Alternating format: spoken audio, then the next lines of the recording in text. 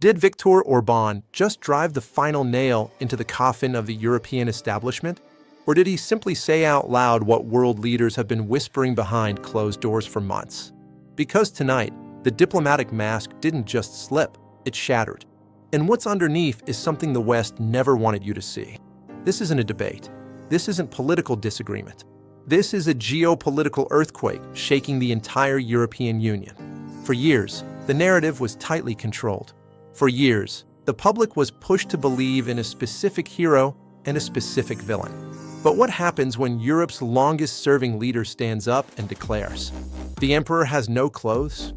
Because that is exactly what Viktor Orban did.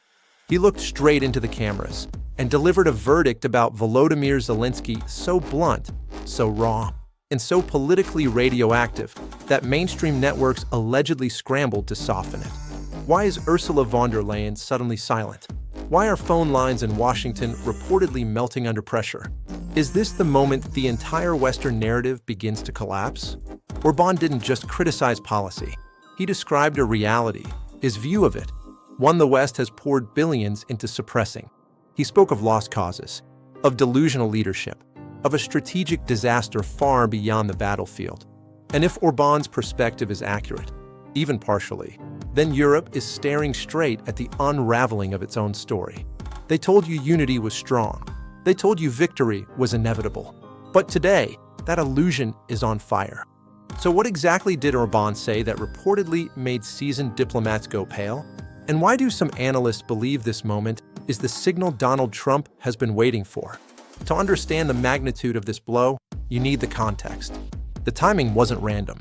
It was strategic, calculated, brutal. The European Council is gridlocked. Germany's economy is wobbling. France is drowning in political chaos. And in the middle of this, Orban dropped the statement that froze Brussels. According to circulated transcripts and insider commentary, Orban described the leadership in Kyiv not as a partner, but as a financial black hole.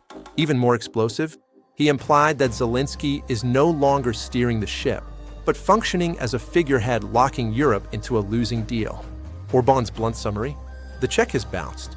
Then came the numbers. Numbers Brussels cannot easily ignore. Over 85 billion euros in EU support, with little strategic progress to show for it. Orban didn't call it a stalemate. He called it a slow-motion demolition of Europe's economic future. When he said, "We are tying ourselves to a corpse," the room reportedly fell dead silent. He wasn't attacking Zelensky personally.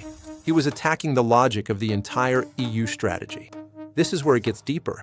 Orban is the only NATO leader who maintains open communication with both Moscow and Mar-a-Lago. When he speaks, diplomats listen, because he often echoes what a future Trump administration might push. In his statement, Orban referenced partners across the ocean who have allegedly closed the book.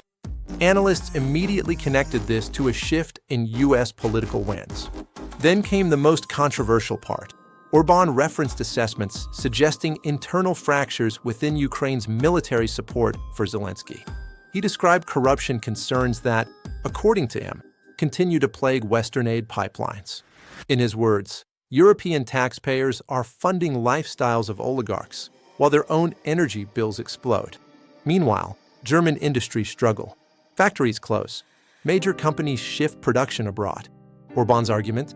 Europe is prioritizing a non-member state over its own survival. He called Zelensky's demands extortion disguised as diplomacy. And Brussels barely responded. Why? Because leaders like Scholz, Macron, Meloni, they've all seen the numbers too. They know the public is exhausted. They know Orban didn't create the doubts. He just vocalized them. Orban didn't offer an insult. He offered a diagnosis, one Europe didn't want to hear. He questioned Zelensky's legitimacy to negotiate peace, suggesting real decisions may already be shifting to Washington and Moscow, with Kyiv increasingly sidelined. His final warning to Europe was brutal. Jump ship now or sink with the captain. He cited demographic collapse, destroyed infrastructure, unpayable debt, painting a bleak picture that shatters the heroic narrative promoted on Western TV. Orban has now crossed the Rubicon. By saying the unsayable about Zelensky, he cracked the facade of Western unity. And he left Europe with the question its leaders fear most. Was it all for nothing? Because if Zelensky is isolated, if the funding dries up, if Trump returns and shifts policy, if public support collapses, then this isn't a speech. This is the first domino, one that could reshape Europe entirely. If Orban is right, if the money is gone, if the strategy failed, if the alliance fractures, then Europe is entering a new era. The old order is dying. New alliances are forming in the shadows. Is Zelensky about to be politically sacrificed? Is the EU heading toward internal collapse? And most importantly, is Orban a traitor or the only leader willing to say what others want?